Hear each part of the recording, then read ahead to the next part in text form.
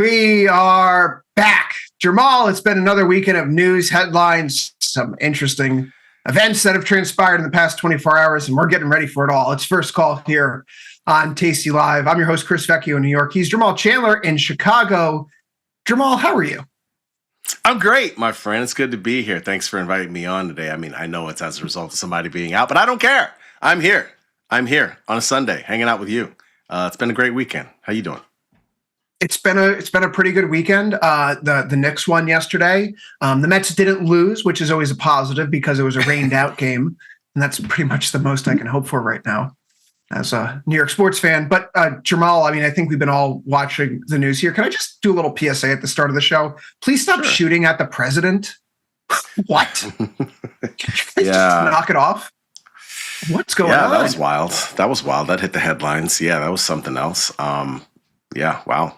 And Iran negotiators back and forth. It's been a weekend of news, but we have the weekend Wall Streets here from parent company IG, and they're not really doing anything. If you're expecting a big market move on the other side of the Iran-U.S. headlines, the domestic U.S. headlines, we're looking at a 1.1% jump in oil prices. The weekend Tech 100, IG's equivalent of the NASDAQ, is up by 0.05%. So Jamal, one thing that we've been faced with here at the start of every First Call at the beginning of every week, it feels like for the past 6 weeks, we're going to get a gap open lower in stocks, a push open higher in oil that we can fade. Jamal, just give us a lay of the land. This isn't the first time that we've had you here on First Call. What are you looking at when the market opens up in a few minutes? Well, it's exactly that, honestly. I mean, the last several weeks, I have noticed the gap lower. I haven't participated in the overnight session, but I have noticed the gap lower. And every week that goes by, I'm like, damn it, why didn't I buy it? Because all you see is, especially over the last 4 weeks, is markets are higher by the end of the week. So it seems like something that would have been worthwhile doing. But alas, the main reason why I haven't done it, Chris, is the main anchor in my book right now is the year-long trade. I've talked about it a lot, which, the idea comes from Mike Butler, and it's something that he's done a couple of times in years. He's doing it with MES. I'm doing it with MNQ. I'm short a strangle at this point, but I'm pretty much always long delta in the trade. And so as a result, I'm not trying to go out and acquire longer delta as markets go down, because obviously that could pigeonhole me. So that's the main reason why I haven't done it. But it's enticing because it seems like every time you buy it, the market ends up higher. You mentioned that the market ends up higher, and we're starting to get some early ticks filter through. It doesn't look like it's going to be much of a weaker open, given what we've seen so far. Jamal, at the end of last week, U.S. equities saw the largest notional degrossing in 7 months. Technology saw the largest weekly percent degrossing activity since July 2024, according to Goldman Sachs. I was under the impression that this market continues to run to the upside here. It closed at an all-time high on Friday, with volatility largely coming in. Still, VIX is hovering below 20, as it were. What do the bears have going for them right now? Is it just a too far, too fast market as we embark upon this new trading week? Yeah, I would say maybe two things: the too far, too fast, and the fact that oil remains sticky. And if you've been paying attention for the last 4 to 5 weeks, we said it very early on. Oil was your VIX of this market more recently, and there's always about at least a 75% correlation, inverse correlation, between the S&P and between the VIX. And so that's why when we're saying that, we're implying that every time oil has gone up, markets have gone down. But that's the opposite of what we saw this week. This week, oil went higher, even though it never went above 100. Oil moved higher most of the week, and markets moved higher most of the week. So it's not something that spooked markets. And I think even though that's the one possible thing you have for you as a bear, you got to be a little bit worried if you're a bear and you didn't see markets fall last week. We've got the opening prints that are coming through here right now, Jamal. It's barely anything lower, 71.86 here on the S&P 500, 27,415 on the NASDAQ. They're less than 1/10% each. Oil prices are moving to the upside as well, 1.3, 1.4% higher. 95.60. There's been this, continued disconnect here. Gold's a touch softer at the open. Dollar's a little bit weaker. I mean, it doesn't feel like it's end of the world given the headlines. JD Vance, Steve Witkoff, Jared Kushner trip to Pakistan, canceled over the weekend. We're just shrugging it off. What's Isn't wrong this here? the second canceled trip to Pakistan? Wasn't there one a little bit earlier last week? Yeah, well, they had to give the market a reason to open lower so we could all buy it back on Monday and then, sell it on Friday again. So are stocks out on a limb here? Are they up a creek without a paddle right now? I mean, 7,200 with oil sitting at 96, 97, 98 feels rich. Does oil matter to the stock market? I can't believe we're asking that as we enter week 8 of the Iran war. It feels like it doesn't as much, honestly. That said, it was just a really fascinating week last week. Again, that was the first week in the last 4 that we felt like oil rising didn't really matter to the stock market. We saw volatility collapse. And I think some of it has to do with earnings, Chris, if I'm being honest. Like, that's what I feel. Again, I don't really have any evidence to corroborate this, but I feel like a lot of times we could be having a big issue. And if we're heading into earnings and it seems as though that issue is clearing up, then the general market is going to largely ignore that issue that was a problem before earnings and focus on earnings as that's what it seemed this past week. I mean, most of the earnings came in, things were fine. Yes, they did comment on the current situation and how it's affecting their company, but by and large, it seems like earnings are the main focus right now and not so much the war. The earnings picture has been stellar thus far as we go into another earnings week where there are big earnings reports coming down the pipeline. I think just anchoring ourselves here. Jamal, at the start of the quarter, consensus forecast was for 12.2% earnings growth. Right now, given what we've seen, 28% of companies from the S&P 500 have reported thus far. We have a blended earnings growth rate of 15.1%. So how do you get a blended earnings growth rate? You take the actual results, you add them to the projected still, and you combine those together. The actual results have been so strong that they've dragged up the blended growth rate from the original 12.2 now to where they are at 15.1%. It's a 6th consecutive quarter of double-digit earnings growth, Jamal. You're looking at a tune of like 84% of companies with a positive EPS surprise, 81% with a positive revenue surprise.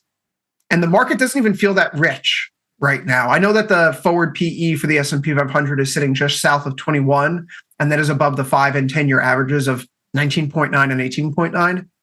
But I go back to the market we were in at the end of last year, where the Mag 7, for example, had a PE ratio closer to 32. And coming into this week, it's going to be sitting closer to 26. Mm-hmm. Do you find that we've spent enough time putting bricks in the wall of worry? If it's Fed cuts or DeepSeek or software being eaten by Claude, Mythos, that now we have such strong earnings behind us, the market has enough of a wall of worried to keep climbing? In other words, should bulls not feel satisfied yet? Ooh, that's a tough question. Should bulls not feel satisfied yet? That's a good question, because it's just really at that area where you should probably start to worry a little bit. I mean, all-time highs doesn't necessarily mean we're supposed to retreat, but I do think a set of not so great talk around earnings, not even so much the earnings numbers. Look, I guess what I'm really getting at here is we got 5 of the Mag 7 reporting this week, and I think they're all going to beat. I don't think that's the question. We know that. It's always been around the rhetoric or what they're going to say. And if they say something that the market doesn't like, I think that's what could derail this rally more than anything. This is definitely a big week for all the different things we got going on. And so I think that alone is the big thing to worry about. What are these big companies going to say? And how much are they going to say this current situation has affected, whatever is going on with their earnings? And I still think they're going to beat, but I think that's the big thing. It's interesting. Last week was somewhat of a quiet week. It was the first week since I think March 2nd that we had for the S&P anyway, and probably the same for the rest, but in particular the S&P, it was the first week we had a weekly range under 200 points. You have to go back to March 2nd to see that. We also had VIX and VVIX both under 20 and 100 respectively. I mean, those are the areas where you really start to worry, and both of them closed the week under that. So those 3 things alone says that volatility has calmed down, and we have a clear path to potentially at least not a downward spiral, and not necessarily even higher prices neither. I think we're at a point where the market has calmed down and quieted a little bit, and the rally has sort of petered out a little bit. But I mean, these earnings could change things, Chris. I mean, it could be a straight path to 7,300 somehow if markets let it. Let's talk about these earnings a little bit more on an individual basis. Tomorrow is not necessarily a day where many people are going to be paying much attention. Verizon comes out before the opening bell. Tuesday, you have Visa, Coca-Cola, T-Mobile, Corning, Bookings. Okay, some nice names, but still not what we're paying attention to. Wednesday is the most fascinating day as far as I'm concerned, not because of what's due per se, but because of how the market's treating it. We go out to Wednesday. There is a nice little, bump here as we get to the Wednesday close relative to Tuesday in terms of the expected move. But then it really starts to blow out between Wednesday and Thursday because you get the Alphabet, the Microsoft, the Amazon, and the Meta earnings, not during the day, but after the close on Wednesday, a Wednesday in which we're going to have a Fed meeting here. So Jamal, Google, Microsoft, Amazon, and Meta, 4 of the Mag 7. Which of those are you paying the most attention to? Is that a story, a narrative?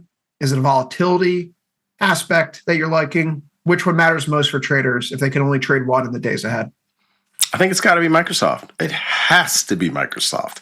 You mentioned the software names and the AI eating software's lunch more recently. This past week, just for a blip, we had ServiceNow, we had IBM earnings, and Microsoft and CRM moved as if they had earnings, right? They moved pretty big to the downside. So this whole software thing, it's fascinating, right? Because those names were getting beat up prior to the beginning of this war.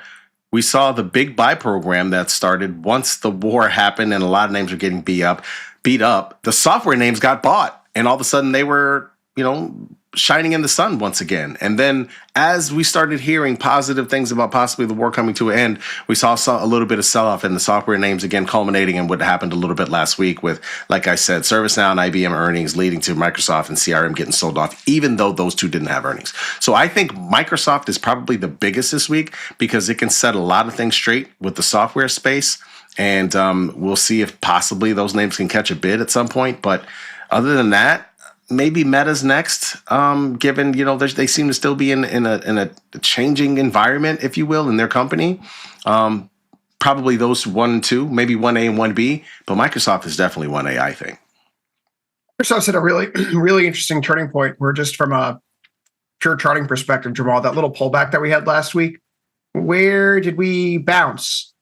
Bounced in an area where we couldn't rally through previously. And, not for nothing, since early November, we really have not been able to spend much time north of our 50-day moving average, not even really our 1-month moving average, the yellow line on the chart. We're through both of them now. And we're basing above a former swing high in the series of lower highs and lower lows. So from a technical perspective, I've got to like the fact that this is a market where you're seeing expanding momentum, overbought technical readings, signaling that strong momentum. Then you get that high volatility here. I don't trade single stocks all that much, but given the setup we've seen and the pace of earnings beats, the scope and scale that we have witnessed, I'm partial to thinking that this is a short put kind of play to take advantage of that, volatility we have it right now while expressing a long delta point of view.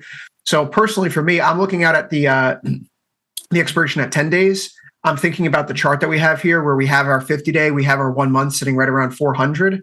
And I know that's it's a little far from here. It's about 5% or so, but a 400, 390 short put spread is still giving you something in the neighborhood of not quite a 3-to-1, but not as bad as a 4-to-1 risk to reward in that 77% probability of profit. So it's kind of an earnings trade here. I think the technical setup says that we've turned a corner. If we want to sell vol, we have to sell it by looking to sell puts. I'll tell you one thing though. I do believe like this market rally has been strong, and I'm a participator in it. I am a trader, as you know. I mean, I am at this point kind of playing a little bit of both sides. I do have some long deltas. Microsoft is one of those names I have long deltas in, and a couple of other tech related names. But I also have a couple of short delta setups just in case. And I'm bringing this up because sure, where we are, like I said, just because we're at all time highs doesn't mean it's a reason to turn around. But I tell you one thing that makes me a little bit nervous was last week. When you see names like, you see the big volatility move in car, which is something we discussed on Signal and Noise, which seems to be a segment that people are starting to like. We like that. We're going to keep giving you more on that. But another 3 things that I saw: ADI, analog devices, obviously a name that goes back to 2000s. Texan, which has obviously been around a very long time. Earnings, big move. And Intel, massive move. Matter of fact, I played that move. I knew that move was coming. How did I know? Because I just watched those 2 names. It just felt like, well, let's just try this and see what happens. So when you see these names that harken back to another time, all of a sudden they're making huge earnings moves. It's like, wow, what year are we in? Is this really sustainable? Is this really going to keep happening? And so the question you asked earlier about, is this upside going to continue? Those are the things that make me worry a little bit. Aside from just the big Mag 7 names that are coming out this week, those three things, those three names that we just mentioned, and the one before that car, seeing those type of activity does make me worry about the rally continuing a little bit, or if we need a breather or not. You and I were going back and forth when car was trading above $800 the other day.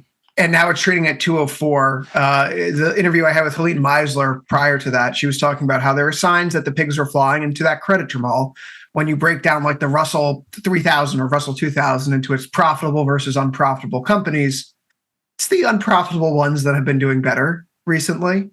And then you get the AI names like Birds, Allbirds, now All Birds AI, I guess. They're a shoe company, and they had their round trip. So what do you do here? When you see these kind of things happen, I suppose one of the interesting points, if this is an AMC or GME gamma squeeze type of situation, do you think it's an appropriate market that retail should be stepping in front of? Or do you think that pertains to a certain amount of capital that one has if they're trying to fade, the car move higher?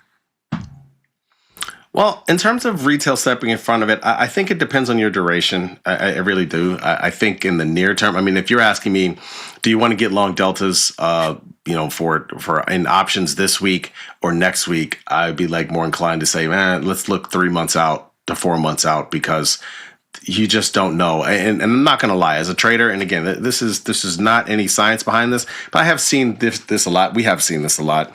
Usually when the market is at all-time highs, you usually start to see names like an Allbirds get bought up. GME was a little bit positive, I think, in the last week or so. So was AMC for whatever different reason. So were names like Poet, which I don't know anything about that stock, but just seeing that size of a small stock get bid up just about every day seems a little bit weird to me. We also saw with Carr, obviously, more recently. And so when you start seeing these names, right, these are the bullish names in the market that we're at all-time highs, typically we see a little bit of a turnaround around the corner.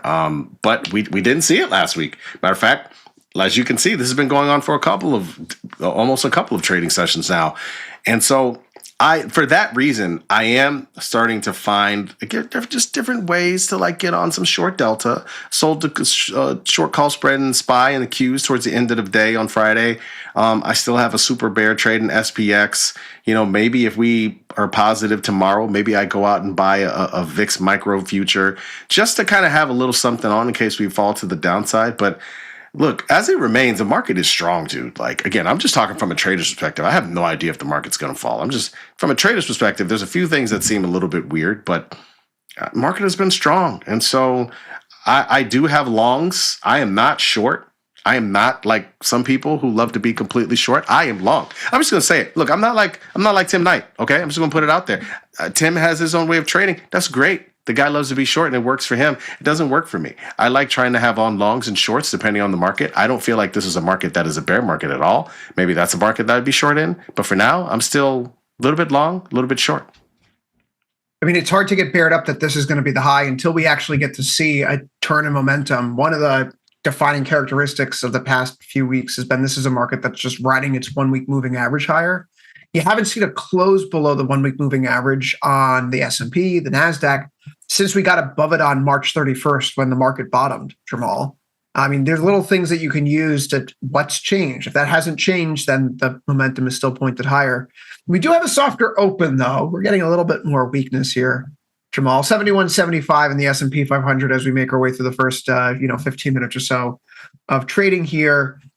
Do you have a pain point, if you will, that if you're long this market right now and you get a little bit of a jiggle here this Monday, let's say we keep selling off, what point do you throw in the towel and not try to buy the dip? Because I feel like the average person out there right now is looking at a market that's capping open lower on Monday, given the weekend's news, and they go, well, the Strait of Hormuz opens up at 9:30 a.m. on Mondays, so might as well think about buying that dip sometime soon. Do we do that until we're proven wrong? It's crazy, Chris. For the first time, arguably in my career, I have read the least amount of news ever. And I feel like it served me well. I mean, seriously, it has served me well. I've just really tried to watch market reaction. And so it's a good question. At what point would be a pain point? Honestly, we would have to be below 6,800. I mean, below 68, it'd have to be another 300 points from here before I'd be like, you know what, this market is toast. That's where I would probably get nervous. So yeah, it's a ways away.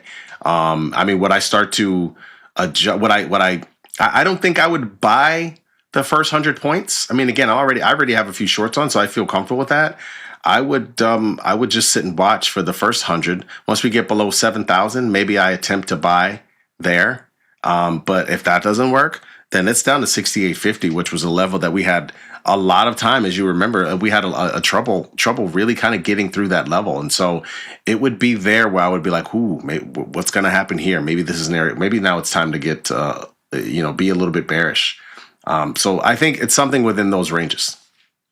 I just have my very simple short-term range that's carved out here as we embark on this trading week. Last week, the weekly range was basically 71.85 to 70.85, a crisp 100. We started to get a little bit of a breakout at the end of last week, and now we're coming back in. So maybe we're still stuck in that 70.85 to 71.85 range. If we're north of 71.85, short-term up towards 73 looks good. If we get below 70.85, a drop maybe below 7K seems possible. But this has been a 5-minute macro market, Jamal. I think that folks need to stay nimble and not commit to views. Committing to my directionally neutral view in stocks for as long as I did hurt. The oil trading throughout the entirety of it was fine and still goes well. But update your priors, update your information. And the information that we have ahead of us right now is that this market is not exactly going anywhere fast, thanks to perhaps this geopolitical overhang. And if it's not the geopolitical overhang, why is oil up 2.2% here right now? So, Jamal, this has been one of the best things that we've been having going on around here. If oil gets up towards triple digits, we look to sell call spreads. If it dips down towards 80 or so, we look to sell put spreads.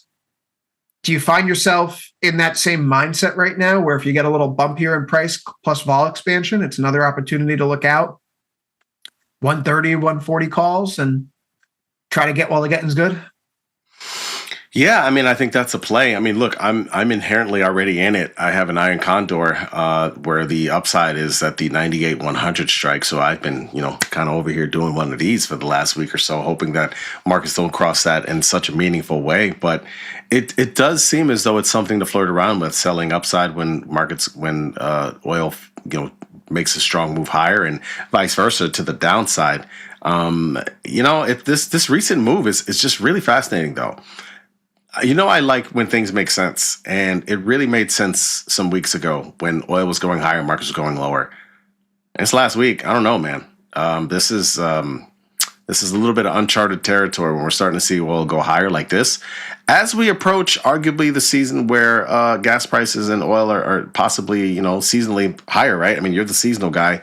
You tell me if I'm wrong, but I mean, we're getting into the summer range. And so you wonder if this is something that's going to be an overhang for a while here. It's a good question. Are we getting into the place where seasonality matters? I've been going back and forth, Jamal, about seasonality. Does it even really matter right now? Who are you right now? What? Did it matter in 2022? Right, we had a war going on. But if it does, I mean, you mentioned gas price. Yeah, this is not a great period of the year for gas prices. Past decade, gas has up an average of 5.6% in April, 64% of the time. May, and this is gasoline futures, so RB, which is ultimately filtering into the prices that we pay at the pump. And, gas futures here, if this is a gauge of the war and how much domestic inventory we have, because, hey, we're exporting all this oil now, Jamal, but you know what that means? We're drawing down our domestic fuel stocks to export all this stuff. And so you notice how oil here is not sitting at its cycle highs, but the domestic gasoline futures, they are. And this is the April, May, June window that you're referring to, where people tend to travel a lot. And indeed, this is when the market typically goes up. But it's also the seasonally bullish window for stocks. And this is maybe one of the things that I'm having trouble squaring. Everyone says sell in May and go away. Those people are absolute fools. As we know, we would never do that, because if you sold in May and went away over the past decade, you've missed the 1.6% rally on average in the S&P in the month of June, and you've missed the 3.19% rally on average in the S&P in the month of July. And guess what? July's gone up every single year for the past 10 years. So who's telling you to sell in May and go away? They're liars. Shills, dare I say. But I don't know how much stock you put into seasonals at a time when you have these kind of exogenous overlays, because how many other periods in history can you draw to this? So you either ignore it completely or you trust it fully. You can't pick and choose. The bull in me wants to believe, Jamal. The macro realist in me tells me that I should stop doing macro. It's bad for the brain. I mean, that's pretty funny. Look, this is an exciting week, I think. I mean, with these big earnings coming up, and especially that Wednesday to Thursday, it almost feels like it's too good to be true. I mean, could they really just absolutely send this market flying higher with some great earnings and great news? I feel like a lot of times when we have these almost Super Bowl-like weeks, they end up being almost an overload to the system, and markets kind of trade sideways, if you will, with a lot of volume, but not a whole lot of going anywhere. So I'm excited. Look, I would love for the market to blast off higher, another 100, 200 points, because I just feel like that creates an opportunity for potential blow off top, and then we do actually fade, but not fade in the way that we drop categorically, that people are so nervous about markets because of war. We just fade because maybe we've exhausted a little bit. It felt like we hit a little bit of exhaustion last week. Maybe we get to that point this week, but maybe it comes after a 100 to 200 point rally. We've danced around it a little bit right now, but I think NVIDIA and the semiconductors, those are the ones that warrant the most attention. Semiconductors, we just had the SOX, the Philadelphia Semiconductor Index, close 18 days higher in a row. That doesn't happen all that often. In fact, if we were to go through and consider how often this happens, I saw a research note from last week from BTIG. The Goldman Sachs High Beta Momentum Long Index is having its second biggest 18-day return in history, only exceeded by June 2000, which followed a 60% crash from the March 2000 peak. Much of this can be attributed to semis, but there are also electronic components, optical data center infrastructure. In other words, a pretty broad-based AI basket. The only other times when high beta momentum had a 30+% gain over 18 days into a 52-week high was November 1999 and February 2000. So this does mean this is the largest 18-day gain into a new high on record for the momentum index. Of course, the index doubled from November 99 to the final peak in 2000, but that was a generational top. I'm obviously not going to ask you if you think this thing is going to double over the next few months as we go into a top. But as a trader who doesn't come across instances like this that often, I don't think you can fault people who are saying, what are the odds that we go to 16 in a row, 17 in a row, 18 in a row, and yet they're getting cooked? How do you stay away from a market that may be in the midst of one of the legendary great runs, even if it's ahistoric and this kind of activity only happens around the dot-com bubble? I mean, I don't think you stay away. I think you run to it, Chris. You absolutely run to something like this, and in a multitude of ways. For that reason, this is one of the reasons why I ended up buying SOXS this week. Like, I typically don't engage in ETFs of this sort. This is a 3-time, the SOXS. I bought the ETF, that one, the inverse, 3 times. I typically don't engage in these, but I just feel like here's the thing about these. Well, you got to engage at them at a time where things just look overwhelmingly against them, I feel. And so right now we have a huge, like you said, huge move to the upside in SOXX and SMH and semis, and it's been multiple days in a row. I feel like this is a situation where potentially it could look for a double. Look, I hope they don't split stock on this ahead of time, because that'll really annoy me. I can't stand when they do that. You know what I mean? Like, but I bought some shares in this the other day. I feel like this is an interesting play in an area of the market, which, again, we've seen some extreme bullishness. So, that's one of my ways of playing it. Again, I'm long NVIDIA. I have a diagonal in there, mostly because my thesis was I'm getting long Mag 7 names. This was going back 2 weeks, because those were the names that really hadn't really taken off during the huge 3-week rally that we had, right? Now they started to show some signs of that last week, but so that's why I'm still long NVIDIA. But I just feel like this is a great market. I mean, there's so many different things you can do, and it's not like a market that's just wavering. I mean, there's a lot of different things happening. You got this huge upside move in semis. You got obviously a downside move in something like this. You got these earnings names that are on tap coming up, the Microsofts of the world, which again is a great story. What's going on with software? You have Meta, which has been lying in the weeds. I still think Meta has room to go, right? When you look at this stock chart, I mean, it's a little roller coastery, but it definitely feels like it has some room to go. All it needs is the right kindling for the fire. And so there's just Apple's kind of been lying in the weeds as well. It hasn't. It's been kind of weird with Apple. I mean, there's been days where it's rolling right along with the market, and then there's other days where we're up and Apple is down. So I don't know if that speaks to some of the changes that have happened internally recently or that are going to come. But again, another great story. And so there's all these different things happening. I think for a trader, this is a great market. As far as being directionally, I think this is a good time to be somewhat either neutral or kind of have sort of a straddle, if you will, in some of your positions, meaning some longs and some shorts, and try to take advantage of the, hedging or sort of changing those deltas around when markets move some. But long term, I'm bullish. In the near term, I'd say I'm kind of neutral to sort of. And neutral implies I'm short fall. I guess I am in a way kind of collecting theta, but I got things on such that if we move 100 points in either direction, I'm able to make trades. And that's exactly where I want to be. Well, we're going to wrap this up here. I'd be remiss if we didn't at least do some macro, which is bad for the brain here tonight. So apologies for dragging you back into the muck. Wednesday is the Fed meeting. Last week, we got the Kevin Warsh confirmation hearing. We learned that President Trump's Janine Pirro, the district attorney of DC, is dropping the charges against Powell for the cost overruns because the whole thing was nonsense to begin with. And now over the weekend, Tom Tillis actually earlier today said he's going to stop blocking Warsh to be the next Fed chair. So this could be Powell's last meeting this Wednesday. He may resign. Do you think that this Fed meeting, despite it being a meeting with like less than a 1% chance that anything is done in either direction, now that it has the potential to be Powell's last meeting, the market is underpricing the risk as it pays much more attention to the earnings picture, given how volatility is priced on a day-to-day basis throughout the week? I don't feel so, but I feel like most of these meetings, it ends up being an excuse for sort of this gamma repositioning at some point or another. Sure. So it's possible that as a result of that, I don't think so based on anything that Powell says, is really what I'm getting at. I don't think there's anything that he says that causes markets to fret or even move higher.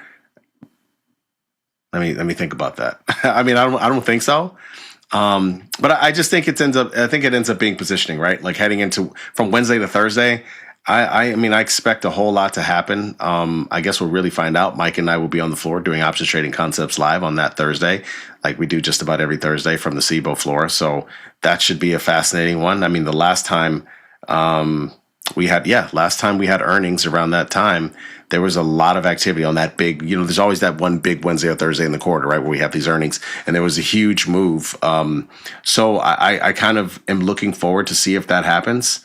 Whether or not Powell has something to do with it, I don't see it as of now, but maybe, I kind of hope that I'm wrong for some movement in the near term. It could be this meeting, it could be next meeting. Just going to miss Powell.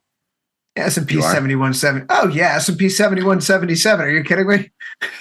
Unemployment rate's below 4.5%. Inflation could have been better, but I don't think that was his fault, given everything that happened. What's going to be the real hallmark of his career? And we can probably talk more about this on Tuesday. But just for me, the fact that I was on paternity leave during the start of COVID, and then like right when I get back, I see his interview where he says, "Oh yeah, we're going to do whatever it takes to save the economy." I didn't have the shell shock, right, of dealing with the drawdown during COVID because I was flat, and I'm like, "Oh yeah, I know this story. When the central bank says buy everything, they're buying everything. Like you should buy everything too." And so it was really easy for me to operate thereafter without not having been like, well, what about the virus and the economy? And, I'm reflecting on that now. And that's kind of how I feel about the Iran war. Like if I had missed the beginning of the Iran war and came back into this market on like April 10th or 15th, I feel like I would have taken an approach like I had during COVID, which is like, yeah, so what? Yeah, like there's going to be huge economic problems, but like these are asset prices. And the net effect of all this is going to be massive inflation. And so you're going to get asset inflation. And so like, what's the best asset inflation hedge? Real estate, stocks, precious metals. So less macro, more thinking. No, less macro and less thinking, Jamal. Just watch the chart. It tells you everything you need to know. There you go. We can be done here. We have some NBA playoff basketball to watch and the Mets to lose and a whole host of other things. We'll be back tomorrow morning at 8 a.m. Eastern, 7 Central Time. Programming continues here on Tasty Live. You get Nick, you get Tony, you get Vanetta and the whole gang. Jamal, I'll see you on Tuesday for our joint futures power hour session, but you and I will be back on air many times before then. So good luck trading. For Jamal Chandler, I've been Chris Vecchio. You're watching Tasty Live. See you soon.